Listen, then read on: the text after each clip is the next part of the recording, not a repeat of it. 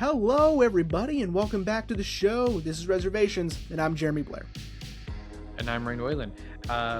Again, decided not to go with the bit, mainly because we've got some things to announce. Yeah, we have an exciting show. Yeah. We'll save the exciting announcement. First, I guess, an update. We, as many of you know, sometimes we've had to delay episodes, which we hate doing. And a lot of the times they're last minute delays. Maybe one of us is sick or one of us had something come up at the last minute. Well, this is one of the first times that we knew we were going to have to delay. That's because I'm going to be out of town all next week. And unfortunately, I just won't be able to bring my laptop or my microphone to record. Mainly because I'll be in a house with 16 other people. That's so many people. Yeah. Ashley and I are going to New Mexico for a family trip, which, I mean, I am pretty excited. I mean, yeah, it's a lot of people in this house, but I'm really excited and, get to see a side of New Mexico that I've never seen before, we went to Ruidoso for y'all's wedding, which was beautiful.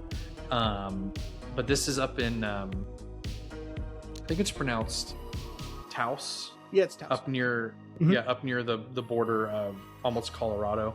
Yeah. So I'm really excited. It'll be rad. But yeah, that does mean, unfortunately, we'll need to delay my next episode a week.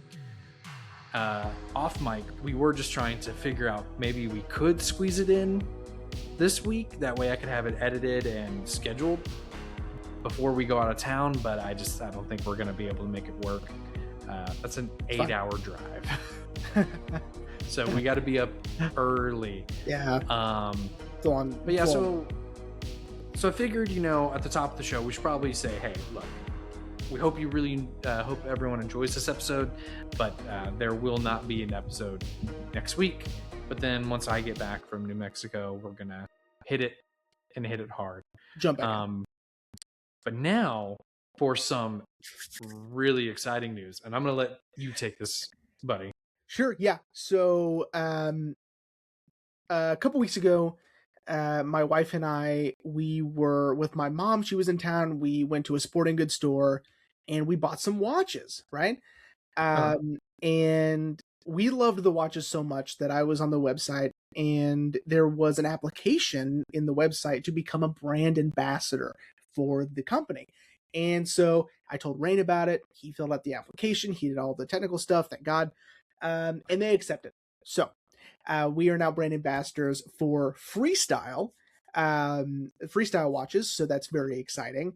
I am wearing mine right now. It's the Octopus. Those of you who are watching the show, I'll give you a good look at this. It's really, so sick. Really sick, right? So, I mean, the design of these are really cool. And Haley let me borrow hers just for this. She's got the Fruit Punch Mini right here. So if you can see a size difference, there's a size difference for you. So, I mean, tons of colors, tons of different designs. They're sporty. They're completely waterproof. They have 300 feet or 100 meters of water resistance, which is great for swimming, showering, washing your hands, things like that. And they're rad, man. So, and we're not getting free stuff out of this. We just we bought these watches. So I'll be getting more probably in the future. But because we are brand ambassadors, we get a promo code. So I hope future Rain puts it on the screen. Our promo code is Reservos7. So use that. Go to Freestyle. Go to the Freestyle website, which I probably should have had memorized. It's just freestyleusa.com. Thank you. Go there, 10% off your purchase at checkout. So yeah, man, it's super rad that they accepted. I'm gonna be honest, I was like, I don't think they will. Our following is primarily just our close friends. Zach. It's like, I don't think they'll really accept us. And I was very shocked. The next morning, I checked my email and they're like, yeah, we're happy to, have you a part of the ambassador team. And I was like, oh, that's what's up, man. That's what's up. Yeah. Unfortunately, I do not have a watch yet. My Apple Watch is charging. And that was kind of the problem I was facing. I was like, man, I really want to get one of these Right. watches because I really love the digital face. I love everything I read about them, how water resistant they are, how durable they are. But I was like, I really used my Apple Watch though for everything. And then I learned they make bands for the They do. Apple Watch. Yeah. And I'm like, boom. So I'm going to be ordering one pretty soon so I can sport it. Already been telling people at work, I'm like, hey, if you need a new watch, Yeah. go to freestyleusa.com. I mean, something that, represents your personality, your easy breezy lifestyle.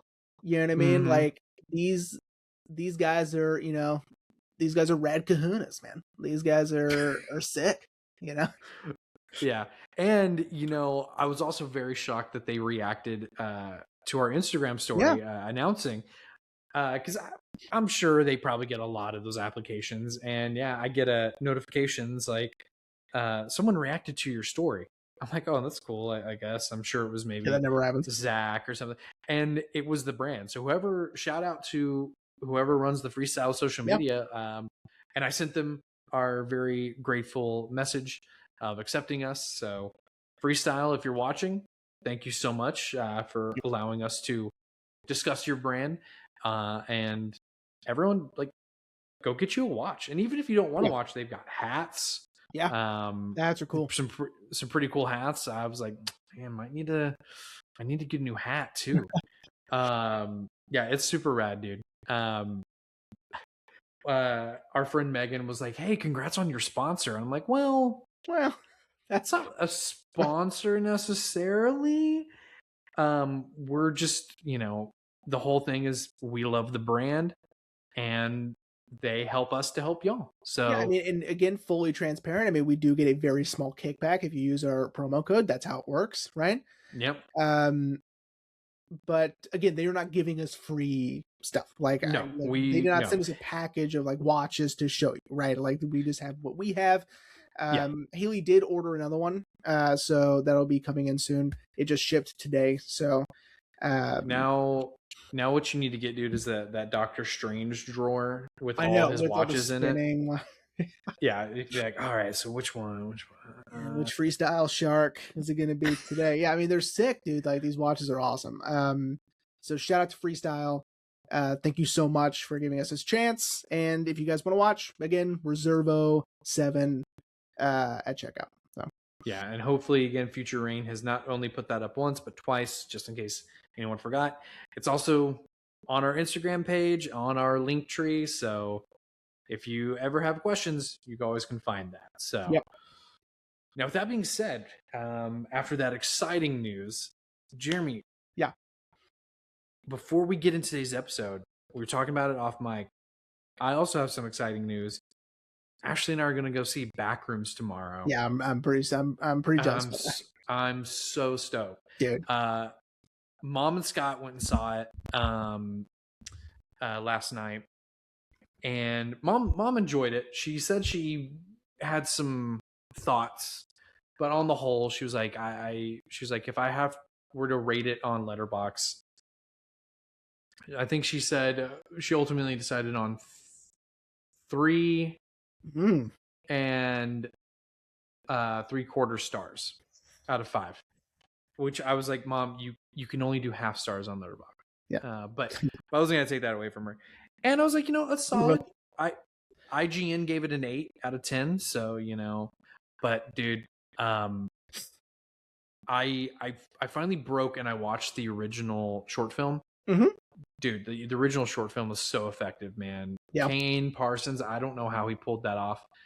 I mean, I do know how he pulled it off. He used a program called Blender, but dude, it's so effective, and I'm so excited to see.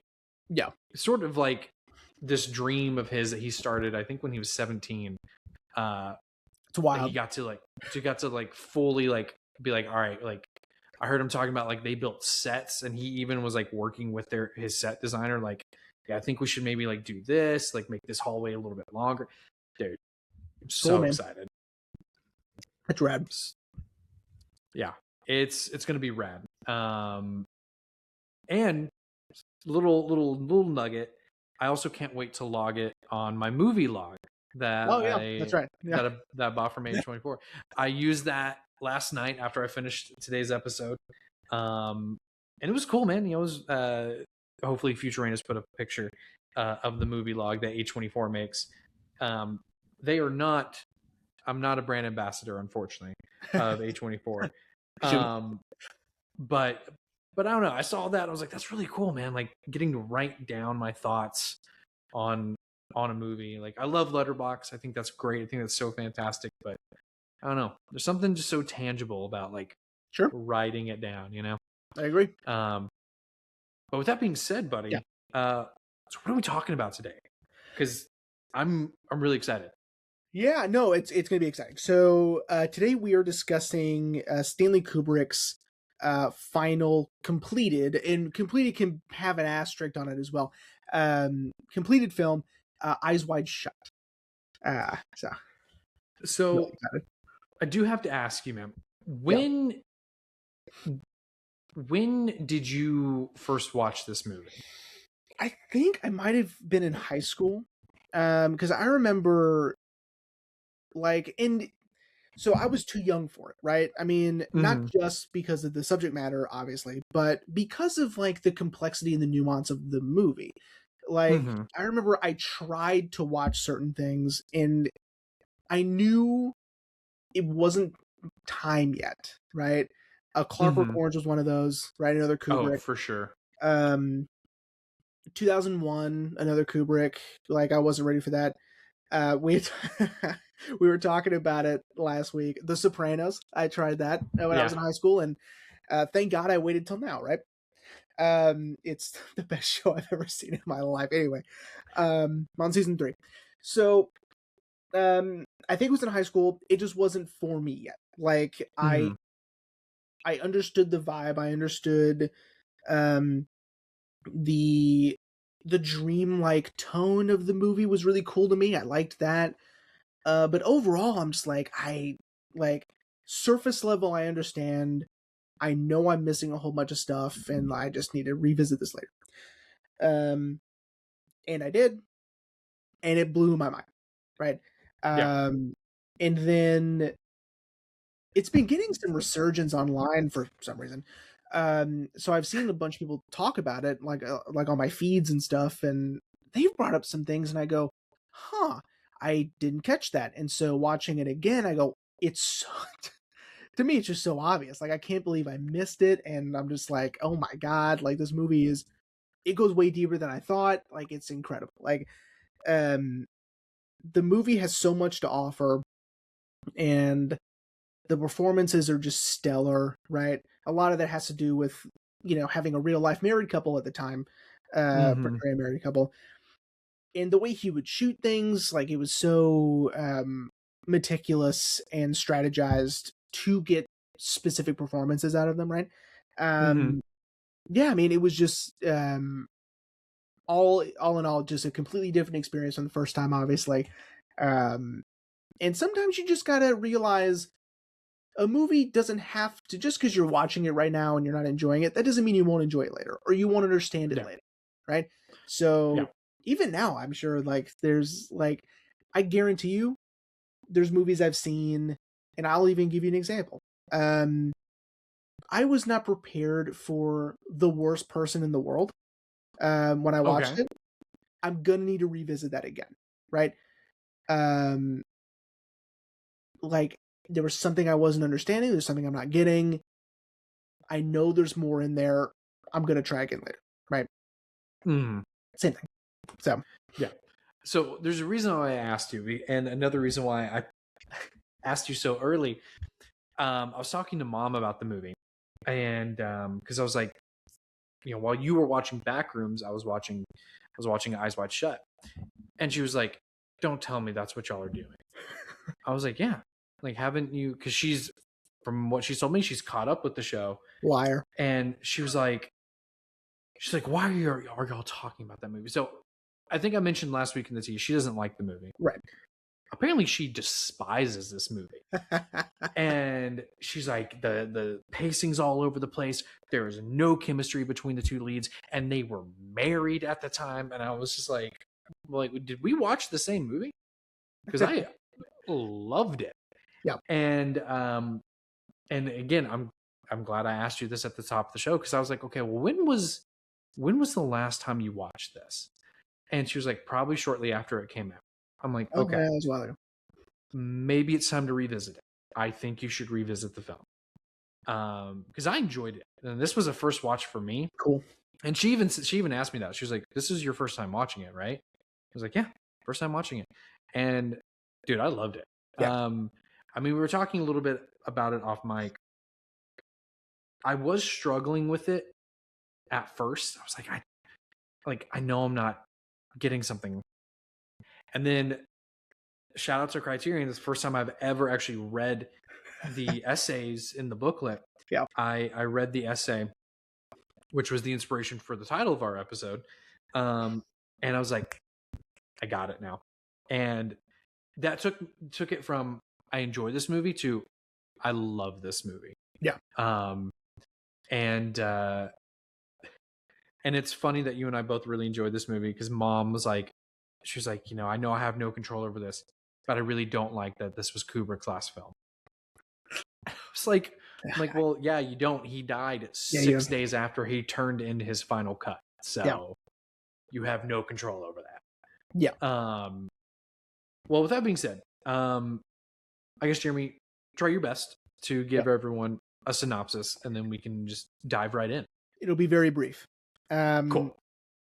The story follows Dr. William Hartford as he navigates himself through this very surreal, dreamlike, and at times nightmarish situation that he has found himself in, entangled with the top elite of New York and a very mysterious sex cult, and his marriage falling apart, and temptation and lust, and I would say a little bit of shame, regret, jealousy, that all culminates into what I believe to be a monumental sacrifice by William and Alice Hartford. Okay. Mm-hmm. That's Eyes Wide Shut. I'm not going to go through the whole thing, because to do it, to like manually go through this as a synopsis step by step, I think that would it would just take me out of my flow of this movie. Okay, so I get that. Yeah. So okay. This movie's incredible. Okay. It is. Eyes Wide Shut is a movie that is, I don't believe anything is meant to be necessarily metaphorical or symbolic within, like, what I mean by that is, like, everything is happening to William Hartford. Like, I don't think anything is, like, not happening to him. I don't think anything is a hallucination. I don't think anything is supposed to be implied to be just like a symbolic interaction with it. I think everything is happening to William Hartford. Okay. However, it feels like a dream. It feels like a surreal nightmare. A lot of that has to do with, I think, Hartford is played as emotionally neutral and numb almost. In fact, Kubrick told Tom Cruise to play it understated as possible, right? Okay. Like, don't show too much emotion in these scenes. Because things are happening to him and he's not really reacting to them like a normal person would. He kind of is just going along with everything, which is how you would react in a dream. You wouldn't be reacting like you don't understand it's weird until you wake up, right? Mm-hmm. I also, your mom does have a point. So Mickey, you have a point when it comes to the Hartford's relationship, because Kubrick filmed a lot of their monologues separately, and they were Okay. not allowed to be on set during the other one's performance, Oh, okay. to give them a separation and to make them feel as isolated as possible from one another. Mm-hmm. Um, and again, they were married at the time. Um, they were a very high profile marriage. Um, in the tabloids and in, like popular culture, it was a big deal they were married. And a lot of people, I assume, thought that when they went to go see this movie, they were going to see like some erotic, sexy thriller, right? With Mm-hmm. this real life married couple, which is not what they got. Because every scene that involves sexuality is played to be either mundane, or surreal, or menacing, or foreboding, or none of it is sexy, right? None of it is meant to be Mm-hmm. erotic. Um, it is all meant to be very strange, melancholy sort of an experience. This go around, I'm noticing that a lot of people might be in on it. Um, on Hartford even getting to the mansion where the cult is having their party, I guess you would call it. Uh, I mean, it is, you know. and it may even seem at times where they're expecting him to be there. Mm-hmm. And there are tests along the way. I saw a video describing a lot of the interactions before he even gets to the mansion, of tests of his loyalty to Alice, tests of Alice's loyalty to Bill, um, to see where they fall, right? Mm-hmm. Where they fall in monogamy, which Bill kind of fails the test, but not really, because he never goes through with it, right?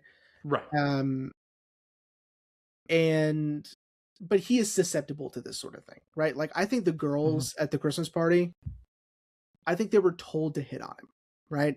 Mm-hmm. Mm-hmm. I think that weird old man was told to seduce Alice. Yeah. He even might be one of the people in the robes, you know. Yeah. Um, Sidney Pollock's character, his name is Victor. Victor. Um, Yeah. yeah, he is absolutely in on it. He Yeah. is there, and he says it himself. He's at the mansion. Um, I think he might be the guy in the hat, that mask. The one that like The nods to nods out. him. Yeah, I think that might be Victor. That's not confirmed. I don't know. Right. Yeah. I think that Victor is testing Bill to see if he can keep a secret, with Mm-hmm. the prostitute in his bathroom. I don't think she actually overdosed. Um, like you can read the movie that way. It doesn't necessarily have to be that way for you. Yeah. You can read this as all coincidental. Like he just happens to find himself in this situation, right? Mm-hmm. I think it's pretty incredible a coincidence that Nick Nightingale is playing piano this specific year at Mm-hmm. Victor's party, right? Mm-hmm. I think that they know each other. Mm-hmm. Um, I don't. Okay, I think Nick Nightingale is in on it because he went to med school. He can memorize the word Fidelio. Okay, He didn't Mm-hmm. have to write it down. He also didn't have to take that phone call in front of Bill, right? Yeah. Again, I think all of it is to get him to the mansion, right? To push him in that direction. Now, I don't really think Domino's in on it. I think that's a coincidence. Yeah. Vanessa Shaw, by the way, incredible, right? Yeah. I forgot Hey. she was in the movie. Hey, you met her. I did. And I should have said, oh my God, you were amazing in Eyes Wide Shut.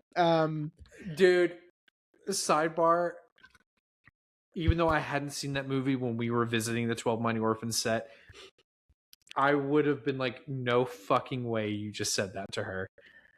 I mean, how incredible. She was directed by Stanley Kubrick. I mean, isn't that just incredible to you? You know? See, I would have given you props if you're like, hey, what was it like taking direction from Stanley Kubrick? Stanley Kubrick. I mean, it's got to be incredible, right?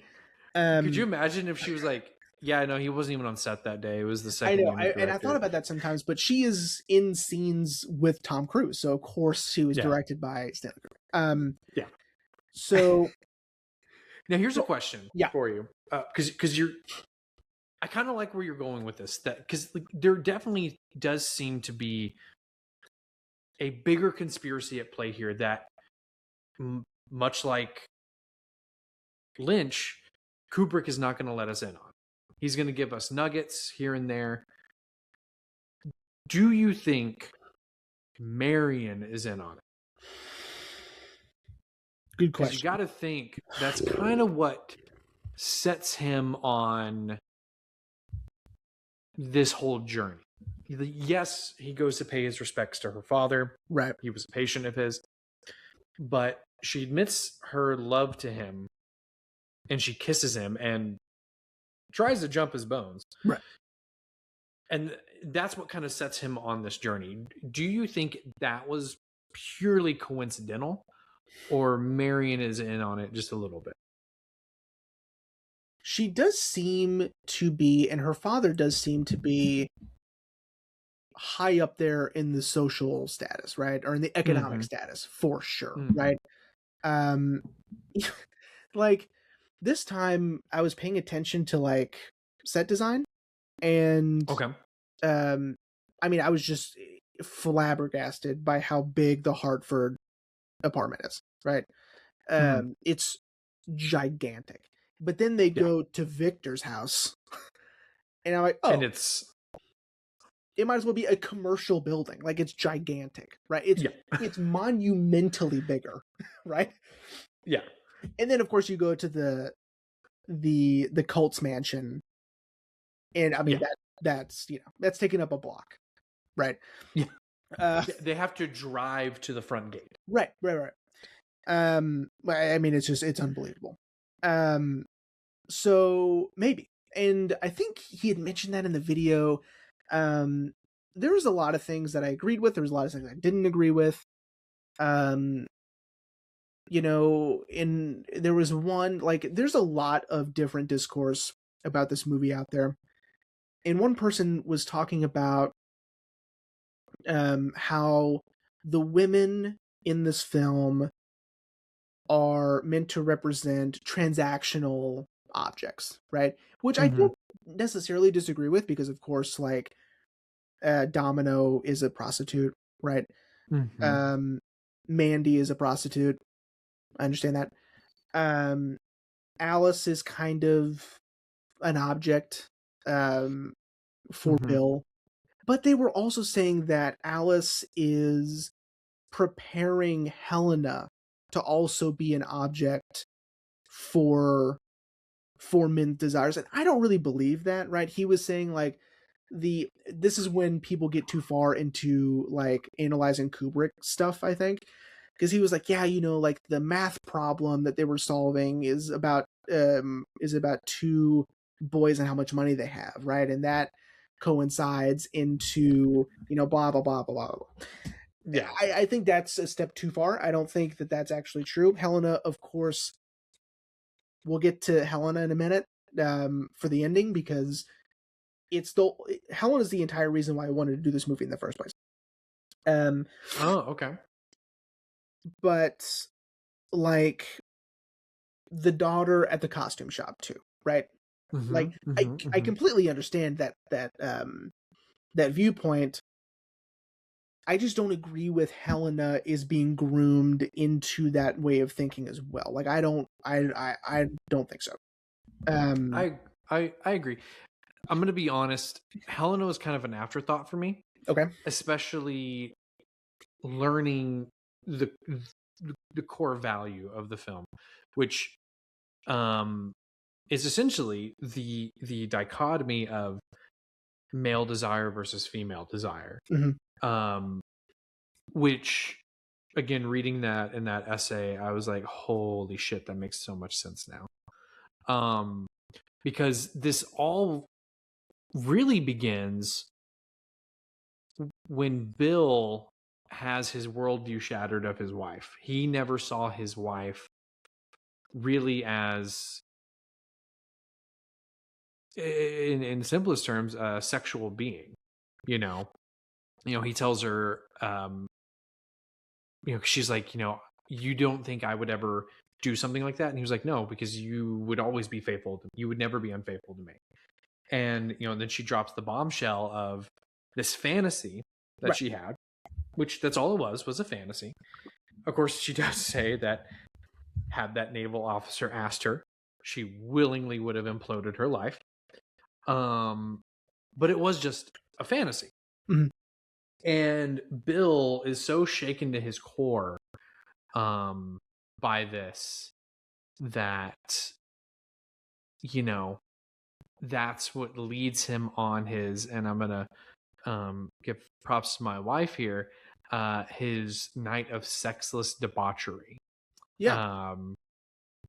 And it's so mind-blowing that's at the core of this movie, is that these men, because it's also, women are seen as transactional. That most of the men in this film don't see women as more than that, and as not having their own desires, especially Bill. And it's so interesting that the movie unfolds the way it does. I'm going to use something that I wrote down in my movie log. I don't know if you saw it, which is the film is a cacophony of sex, surrealism, and suspense. Also, I had to look up how to spell cacophony, but I really wanted to use that word.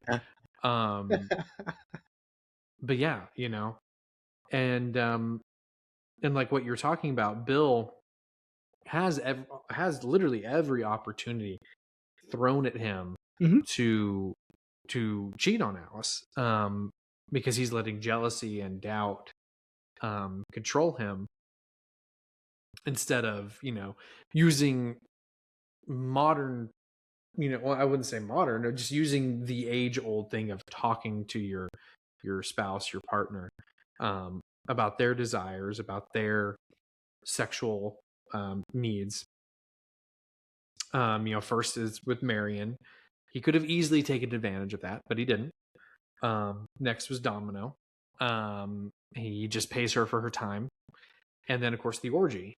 He just witnesses everything. He doesn't participate at all.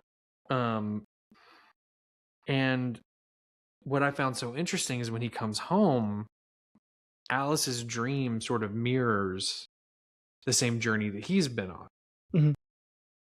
But as where he went through something physical, she's, having this dream. Now, I will say that's the part that confuses me a little bit, is Alice's dream being equal to Bill, not necessarily in terms of storytelling, but in terms of,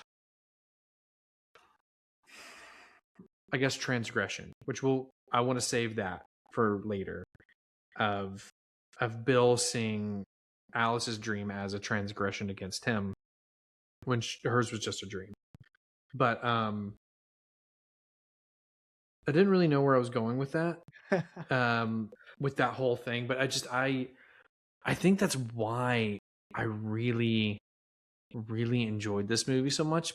That underneath the surrealism and the suspense that Kubrick is building, um, it is just this that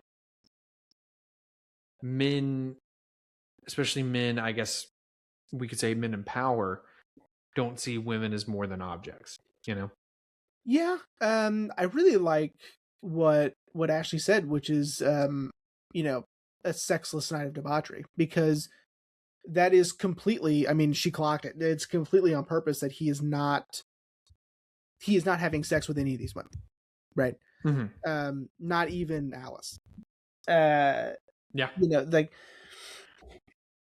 and you're right. Like the confrontation that they have, um, the sort of like impromptu confrontation. Like neither of them knew this was, they were going to argue about this. Um, First off, shot separately from one another. Like the shot reverse shot thing. Like it's because the other wasn't there. Um, and yeah, it's so hypocritical, which is like, it drives me crazy in movies and television when like the man is so promiscuous and Mm-hmm, flirt mm-hmm. and whatever, right? Yep. Um and as soon as like his partner has like some sort of outspoken like fantasy like Alice had, right? Mm-hmm. Or um or they're like seen flirting with someone and then the man loses their mind, right? Yeah. And they can't believe it, right? A lot of it of course is probably projection, right? They're ashamed of their own um promiscuity, or their unfaithful lust for other women or whatever, and they're seeing that in their spouse or their significant other, and then they lose their minds, right? Mm-hmm. Because they're ashamed of themselves and they're also mad at them, blah blah blah. But it's so hypocritical. Like when he gets mad at her for this, I was like, shut up, because like, but Yeah. that's the whole point of the movie. I get that, but it Yeah. just makes me so angry because it's like, dude, you were flirting with those two ladies at the Christmas party, you know, Yeah. like, I don't think it's hard because I don't think Alice was really flirting with that guy either. I don't.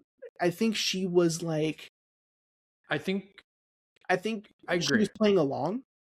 I You agree. know, I agree. I think she does what is stereotypical of women in that situation, which is like, let's not make the situation awkward or worse, right? Mm-hmm. Mm-hmm. For safety reasons. Exactly. Yep. Um, I was just about to say, like, of a societal right. norm. Um, but I mean, Bill is actively, you Yeah. know, flirting with these women. Yeah. Um, Had he not gotten called away by Victor, it may have escalated. maybe, Um, maybe. we'll never know. But yeah, But it also brings up another point where Bill is, promiscuous and lustful in certain scenes, but in other scenes he seems pretty much asexual. mhm, Um, Especially at the mansion where the yeah, cult is. He seems fairly asexual. Anytime he's around Alice, with exception, um, he seems kind of asexual um, with mhm, Alice. Um, and again, I think it's just because his performance is meant to be so neutral and so numb and so understated, right? Which is on purpose. Um, but okay, so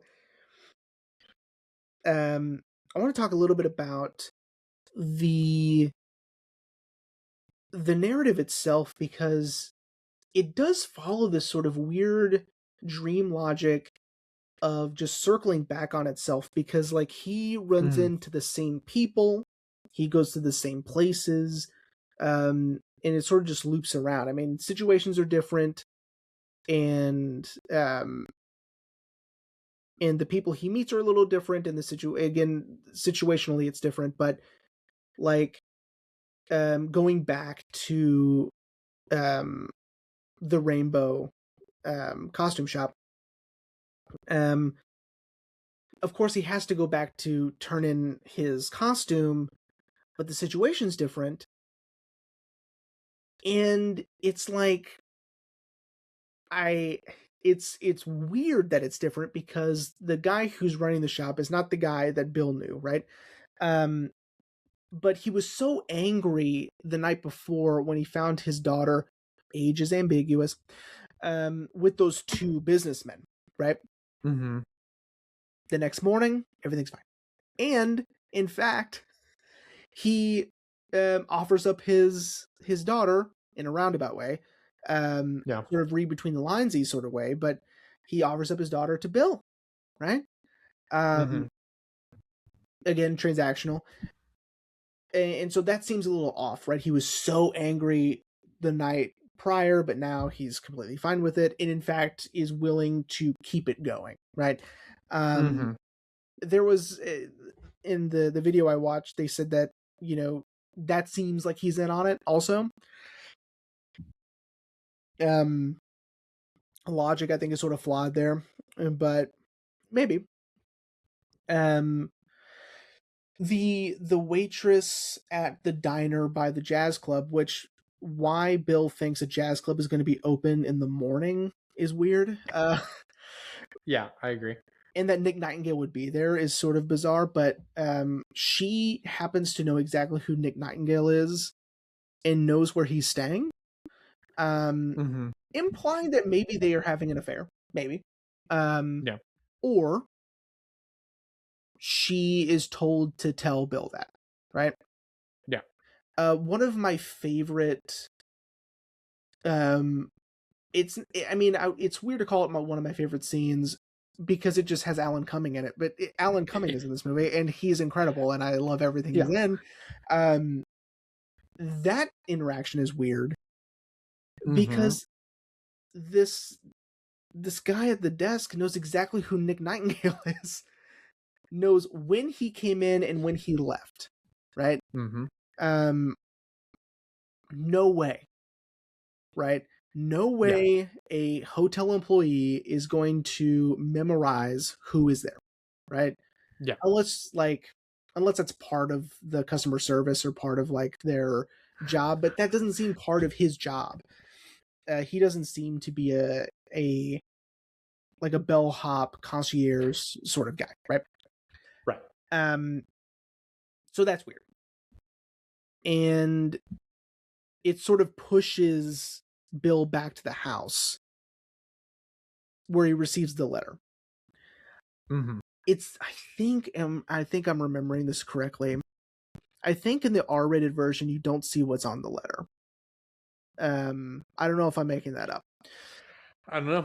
But I saw what was on the letter. I saw that. Yeah. And it, it's vague but also threatening and also scary, right? That he needs to back off. And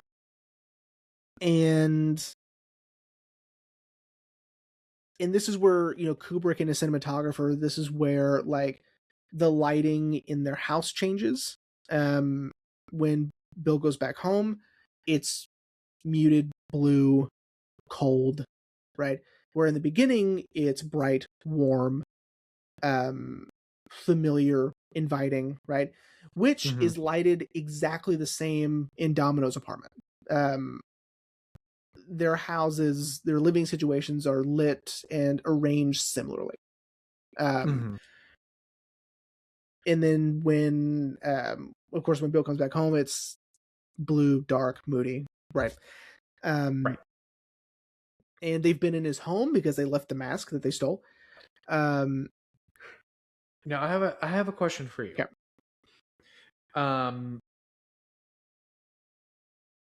Do you think it was them, or do you think it was Alice? No, I don't think it was Alice.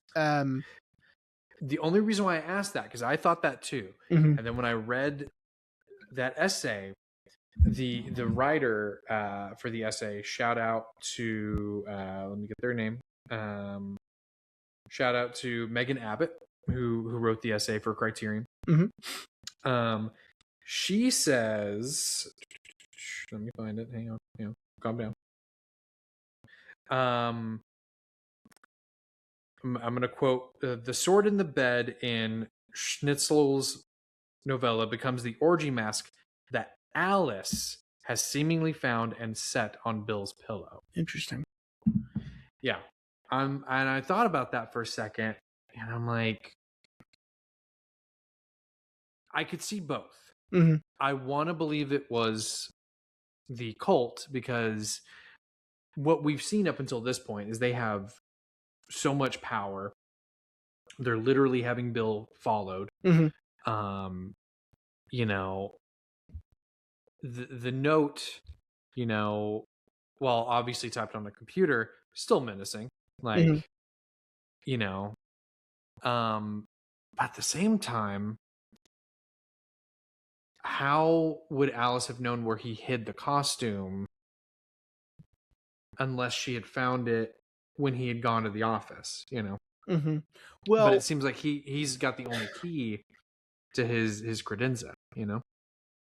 so I think it was the cult, Okay. only because of how I view the ending Okay. at the toy shop. But hold on. No, Because that's fine. what we haven't talked about, well, number one, let me get this out of the way first. When Bill is walking down the street of New York, he shot it in London, which is why it feels sort of weird and not like New York. Is the scene where they're using rear projection. It's unbelievable. Like, it's so noticeably different. Yeah. And it just seems like Bill has completely disassociated and is really struggling with the idea of Alice having lusted over this ship captain, right? This naval officer. And that he's just like losing his mind a little bit over this. And I just love the choice of just that one shot be different. Yeah. I think it's just so cool, right? Okay. We haven't talked about the cult and that scene. Yeah. So, I mean, by far my favorite sequence in the whole movie, because it is so strange, so performative, so ritualistic, and just fascinating, right? Like, I completely understand Bill's motivation to just sit and watch, because it is just so interesting. And if you were wondering, the chanting in the beginning is a Romanian prayer played in reverse. Which the analysis that I came across was saying that it was supposed to be like a blasphemic black mass sort of implication. I don't know about all that. I don't think so. I just think that it's I mean, I guess you could read it that way, I suppose, but the rest of it doesn't fit with the blasphemy of what a black mass is. So I don't agree with, but I think it sounds cool. I think it sounds creepy and foreboding and scary. And yeah, so like, okay. When he first goes in and he sees like the main ritual that's happening in the main part of the house, it does, like, I can see where Victor might be telling the truth, and he's saying that it was all just to scare you, right, Bill? Right? Like, it was performative, it was theater, like, it was all just to see your reaction to it, right? And to another test, right? Mm-hmm. I can kind of see that. I also noticed the sort of the echo of when the women disrobe in the circle. It does sort of echo the very first shot of the movie where Nicole Kidman disrobes, right? Which is sort Mm-hmm. of disjointed from the beginning of the movie. Like, it's sort of there. You have that opening shot, and then we go into the movie. Like, it's disconnected. And I think it's supposed to be an echo of this. Mm-hmm. Why, I don't know. That's above my IQ. I don't know. Um, I mean, mirrors, of course, are used a lot in the film. Um,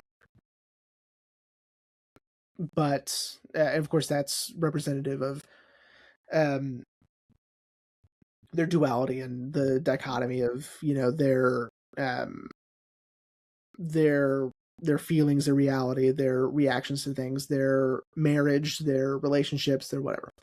Um, Mm-hmm. but yeah, I thought that was really interesting that it's very similar to the opening shot in the movie. And like this whole sequence, even after that, like, I just can't take my eyes off the screen, and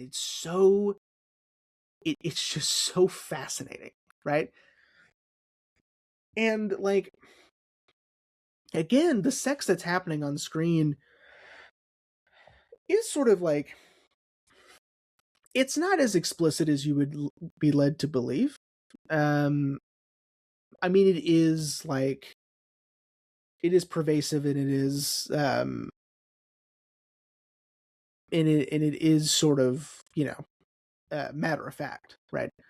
Mm-hmm. Um, but to me, that's the least interesting thing that's happening on screen. you know, um, Yeah. in the rated R version, if those listening have seen the rated R version, and you don't know what I'm talking about, it's because there are black silhouettes put in front of the sex scenes that are happening. So, like, they digitally put in Oh. a black robed silhouette in front of where the people are having sex. Oh. Yeah. Interesting. I know. I know, it's fascinating. Um, but again, the most interesting part of this scene is when Bill is caught, um, Mm-hmm. and meant to be humiliated in front of the entire cult as a whole. Mm-hmm. Um, I saw other analyses where the masks are a hierarchy. Like, if someone has a more ornate human looking mask, they're top, right? Mm-hmm. The more um the more animalistic or symbol ish masks are meant to be lower, right? Mm-hmm. But they are all very elaborate, detailed, expensive. So Bill sort of sticks out because his is sort of dull compared to the other ones. Even with the ornate jewels, his is still sort of like, you can tell it's not as up to caliber as the rest of the masks. Mm-hmm. And he showed up in a cab, but whatever. Yeah. But this part is so interesting because it's another test, right? Mm-hmm. Because according to Victor, there is no second password. That was a test, right? Mm-hmm. Um, are you going to lie your way out of this, or are you going to tell the truth, right? Yeah. Or are you going to figure out that we're messing with you? I don't know what would be the outcome of any of these things. Like, if he had done this or if he had done that, right? I don't know. Yeah. It is, I believe, confirmed Mandy is the one that jumps to his defense. Mm-hmm. And but again, according to Victor, it was all planned. It's all performative.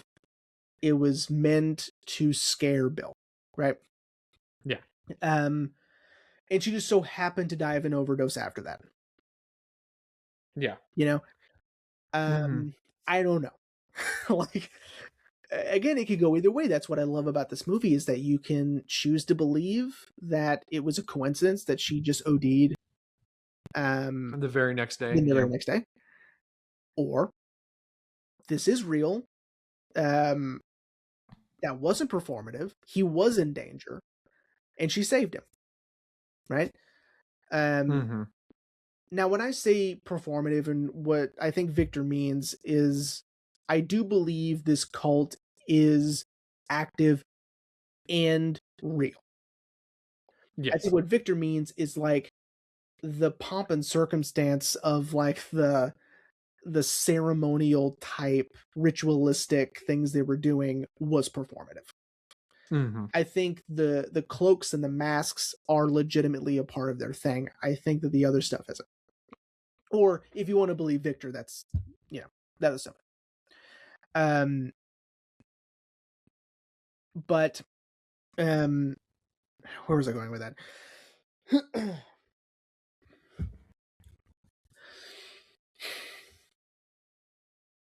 I don't know what to believe, right? Yeah, I get that, because Right? like everything, because you're right, everything is so, you know, coincidental, you know, like, what do you mean, it was all performative, Victor, and that she also just happened to be, die of an overdose the next day, Mm-hmm. like, it is interesting, and it is like, was it all for show, or was it, was she really killed, you know Right. Or is Victor at that moment trying to save Bill? Right? Is he trying to get Bill out mm-hmm. of this? Is he lying to him, saying that it was performative, saying that, Mandy was acting like, it was all just to scare you, like it was all just to see if you belonged, whatever, right? But in reality, it is real. He is in Mm-hmm. danger. They are watching him, right? Maybe Victor is lying when he said he was the one who had him followed, right? Maybe he Yeah. is being followed by the cult. Victor happens to know that and just said it was him to put his mind at ease, right? Yeah. By the way, Sidney Pollack, Dude, the RIP, best. man. Yeah, Sidney Pollack is the best. I feel like we've done another film with him in it, maybe. I agree I with was like, you. I can't think of it right now, but I agree with you. God, he's so good. So here is where I think the movie is saying that the cult is absolutely real, and the only way Bill and Alice can be saved from it is to give up their daughter. Okay? Here's what I mean by it. Okay. Okay. And once you see it, to me, I feel like it's pretty obvious. But hold on. So at the Okay. party, at Victor's party, um, there are old men around, right? But specifically Mm-hmm. when they first walk in, there's a couple of men that are older, I would say in their late 60s, early 70s, sitting at a table at the bottom of the stairs. Okay. Mm-hmm. There are obviously old men, presumably at the sex cult party. Yeah, I would assume. However, they're at the toy store. Okay. Mm-hmm. FAO Schwartz. They're walking through the toy store. There are older men around them. Okay. Mm-hmm. They're in dark blue suits and in overcoats, and you can see them, right? Which is unusual. I do believe that people can go a little too far with the analysis of Kubrick movies, but I also think, in the same breath, that Kubrick doesn't do things on accident, and he doesn't do things just because. Okay, I agree. so the old men being there should be weird, right? Because it's a toy store, and unless they are accompanied by their grandchildren, they shouldn't be in there. And if they are there, it's on purpose and it's for a reason. And so they're going through and they're walking through all the toys and they're making sure that Helena is near them, right? I mean, they are pretty meticulous about that. And it's when they turn a corner after they talk about the teddy bear, which apparently Kubrick hates teddy bears. But anyway, they turn that corner and they stop and they're about to have their final conversation of the movie. Okay. Helena walks down the aisle towards these two men who have not technically acknowledged her, but are walking in the same direction she is walking. Okay. She is following them. Okay. And both of her parents make sure to touch her and to sort of guide her along to them. Okay. And that's it. We don't see her again. Okay. And they don't seem to be concerned they can't see her and that she is not with them. Okay. Now they're just talking. Right. And the last words that are said in this movie, and the last word that Kubrick ever directed, was Alice saying that they need to fuck, right? Sorry to be crass, but that's just how the movie ends. I think that can mean one of two things. I think that can mean, one, they need to get their relationship back on track, and they need to get their intimacy back, right? And start over. Or it means that they need to have another child. Because they just lost theirs. And because they had to save themselves from whatever danger they were in with the cult. Okay? Because the cult obviously has a lot of power and a lot of influence. And I choose to believe that's how the movie ends. And that's what's happened. Okay. I'm going to disagree with you. Okay, that's fine. Because I agree with you with the context of the story of everything that we've witnessed Bill go through on his odyssey. I believe really happened to him. You know, this isn't. Yes, the movie is surreal and it is dreamlike, but I think Bill really experienced these things. I want to believe, like, it's an interesting theory of that, but I think the point of the film was these two to reconnect. Now, of course, we don't know, because I'm once again gonna quote Megan Abbott's essay. Wait, I want to make sure I got her name right. Yeah, Megan Abbott's essay. Which at the very end of it, she talks about the final scene, which is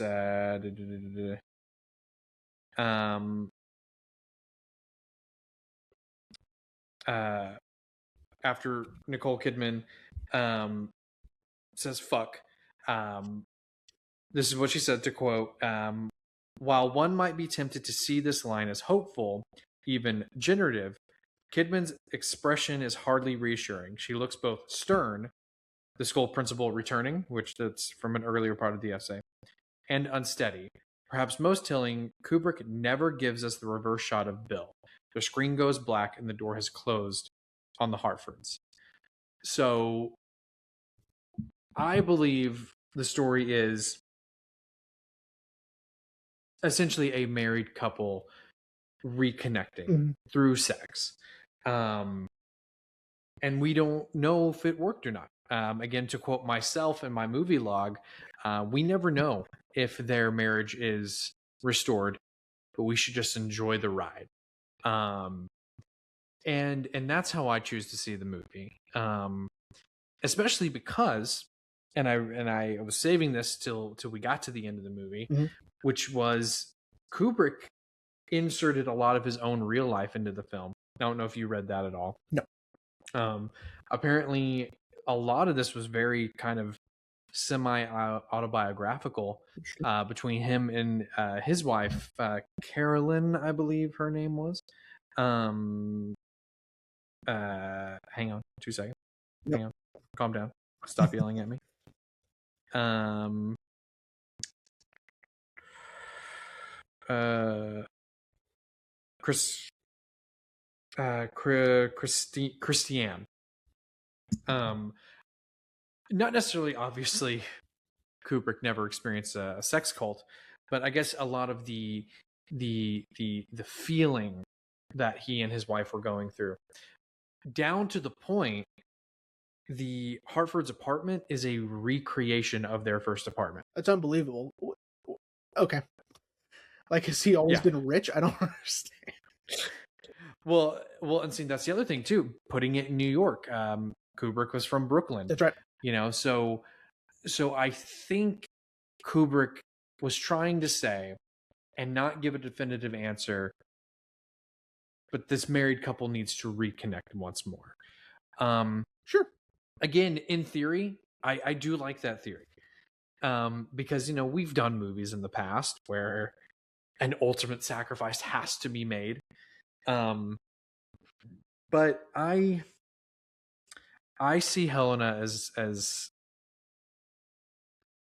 yes, as a constant reminder to Bill and to Alice of they're not just hurting one another if they acted on these lusts.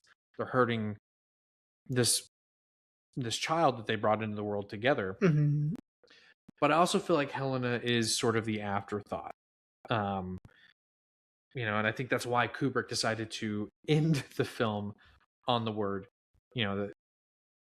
fuck. Yeah. And yeah. So again, I like that. I like that, but I don't know. I just, like, to me, it not only gives Helena like a reason to be there, yeah. but I mean, like, again, go back and watch it. Like, it does seem pretty valid to me anyway. Like, now it's all I can see is them sort of like escorting Helena towards those men. And she even looks back, she goes like as if to say, like, are you sure? Right. Uh-huh. And then she just goes, and then gone, like, I don't know, but again, I tend to, like, with movies like this, like, that's pretty dark, right? Yeah. And that gives me a more emotional gut punch, a more emotional impact for me, right? Uh-huh. That I tend to enjoy when I'm watching a movie. Like, I mean, as terrible as that is, it's I was like, gonna say, I whoa, think, like, I can't believe, like, they would go there. Like, whoa, like, that's a big deal. yeah, I was gonna say, especially because we all know, and I love you, buddy, but we all know kind of how sadistic you are a little bit. I guess, I don't know, like, I'm always chasing highs of, like, I will never again, I don't think, I'll never have another experience like Mhm. watching Ensemble for the first time. That'll never happen Yeah. again. I don't think that'll, like, I will never have that experience again. So I guess I'm always Mhm. trying to chase that high of, like, they gave up their daughter, that's crazy, Well, and again, I could see that. Yeah. I personally, and after reading that Mhm. that essay, I think, to me, that makes more sense, is that Kubrick is showing us the way to reconnect through, honestly, a sexless marriage that apparently they have not had sex, is to have sex Sure. with one another, to reconnect. Yeah. um Valid, fair. but again, I could see yours, I know. but It's just like, I just want it so bad, I guess. Well, here's why at the beginning I said that, this is the final completed movie by Mhm. Kubrick, and that's with an asterisk, because um I read that, like, when 2001 premiered, after it premiered the first time, he edited the movie again. Like, Oh, yeah, like, he changed stuff. And so, like, a few minutes here and there, but still, like, he cut the movie again. And so it's like if he had seen the premiere, right? Mhm. What would he have changed? If he had changed anything, because he still has the power to do that. And so and he seemed to be meticulous enough to do so. Yeah. Like, would this have really been the final product we would have gotten? I don't know. Yeah, especially, I'm glad you bring that up. Yeah, because everything I read is there is a lot of debate on if this was the final cut. Yeah. All the evidence points to that it was. I read something that he this was the cut that he showed to Tom Cruise, Nicole Kidman, and some of the Warner executives. And the only thing left to really do in post production was just the sound. I'm assuming the score. Yeah. But then, like, I know, like, some people have contested that he actually wasn't done recutting the film, and that the Warner executives were the ones who got their hands on the I guess you could say rough cut. Mm-hmm. But I don't know, man. I don't know. I enjoy the version that we have, Of course. and I think if anything, maybe if Kubrick had a chance to recut the film, if it wasn't actually completed, maybe there could be a little context to that opening shot of Alice disrobing. Maybe, although I think maybe he did put it there to mirror what's going to happen later. Yeah. I do also want to say that my wife Haley, she despised, and she was asleep on the couch. She despised the minimalistic piano for whenever the cult is manipulating a situation or is being implied in a situation. You know what I'm talking about. Yeah. She was like, could you turn it down? Like, I'm sorry. She goes, what is that? I'm being hyperbolic. She wasn't that angry, but she was like, the next day she was like, I hated that. And I was like, I don't know what to tell you. I really kind of liked the minimalistic So did I. piano score. I thought it was really cool. Yeah. And of course, like, Kubrick's also using classical music, which he is one to do. And it fits and then so use perfect. Chris Isaac's Baby Did a Bad Thing. I know, yeah, that's unusual for Kubrick to, I think, at least in the stuff I've seen. I haven't seen everything of Kubrick's, but the stuff I have seen, which is quite a bit of it, I think that's unusual for him to use like contemporary-ish music. Yeah, especially for a scene where Alice and Bill are, naked, caressing one another and making out. Yeah. And it's just for that scene, Yeah. Although again, the classical music that he uses, it's perfect. Like, I don't know how he does it. Like, yeah, it fits so well. And again, this minimalistic score is just, I loved it. I thought it was creepy, foreboding. It was awesome. And my wife would disagree. So she would say he should have, if he had lived, he would have taken that out. Imagine his cut of the movie was no music. There is no music. None. Well, with that being said, buddy, are you ready to wrap up? I am. Yeah. Yeah, man. This movie was rad. I want to ask you, for the wrap up, how was that 4K transfer? Because I know you got the Criterion 4K. It looked great. Yeah. It looked so good. I heard it's awesome. The 4K is just so good. Yeah, it looked really good. Yeah. It still had sort of the graininess of film. Shout out to RP Rob Reiner, who explained that a 4K transfer from film, they're still going to have the grains, but honestly, it still looked great. It's Kubrick, man. Every shot was gorgeous. Yeah. So, yeah, it's great. Awesome. Although Criterion, if you're listening, I'm not criticizing anything. I wasn't expecting it to be a snap case. Oh, yeah. I thought it was gonna be a digibook, and I was so excited. I was like, yes. And then it came in, and I was like, oh man. I know. Because I really like their digibooks. Yeah, me too. I mean, it depends on the movie. It really depends on the movie. Because some of the movies, like the one I got when Ashley and I were in Denton, Ava's Bayou, I'm happy with its snapcase. But like, I really thought this one was going to be a slip, and I was like, oh, it's not. That's okay. That's it. Yeah. Again, Criterion, I'm not criticizing. Nope. Thank you so Would much never. for getting this film, especially getting the international cut. Thank you so much. I had my expectations a little high. But anyway, back to the wrap up. Right. This movie was rad, dude. Yeah. I on my movie log, it has an option for, stars. So it has 1 to 5, and I gave it a 4. Yeah. Dude, it's rad. Mom, if you've listened the whole way, I hope this has given you a reason to want to rewatch the movie, because I think you should rewatch the movie. Yeah, dude, this was awesome. Awesome. Yeah. Are you ready to hear what we're going to talk about next week? Or in 2 weeks. Or 2 weeks? Yes, 2 weeks. Yeah, go ahead.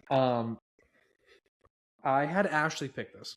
I was like, what should I pick? And she was like, what are our options? And I gave her the options, and she was like, you should do that one. I was like, wow, a great follow up to a movie with such heavy subject matter. Yeah. And she was like, yeah, no. She was like, it's all about balance. That's right. Like Thanos said, as all things should be. So the reason why Ashley picked the movie that we're doing is to honor the fact that there is a sequel coming out in about a week, a little bit more than a week. Yeah. In 2 weeks. I'm so used to saying next week. In 2 weeks, we are discussing. Hang on, I got to get the year up.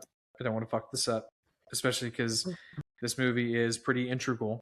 In 2 weeks, we are discussing the 1995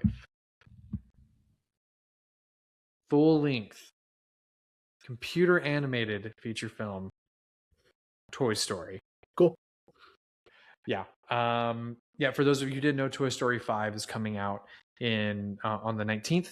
I'm a little disappointed in Disney. I feel like there has been no marketing for that movie until now. I feel like now it's ramped up, and I've seen even Pixar's official Instagram making memes, and I'm like, okay, now we're getting all the marketing. Mm-hmm. But anyway, so yes, Toy Story. Even though this movie came out when you and I were 2 years old, dude, I'm pretty sure, just like our Goofy movie VHS, I ruined our Toy Story VHS. I love Toy Story so much, and I truly think it's a classic. Yeah. It was our first full length Pixar film. Mm-hmm. Pixar had just done shorts by this point. It's our first full length computer animated film in 1995. Granted, this did usher in a whole new wave of films for Disney, where they kind of threw 2D animation out the window eventually, which is deeply upsetting. Yeah. But maybe with their new CEO they'll bring it back. Maybe.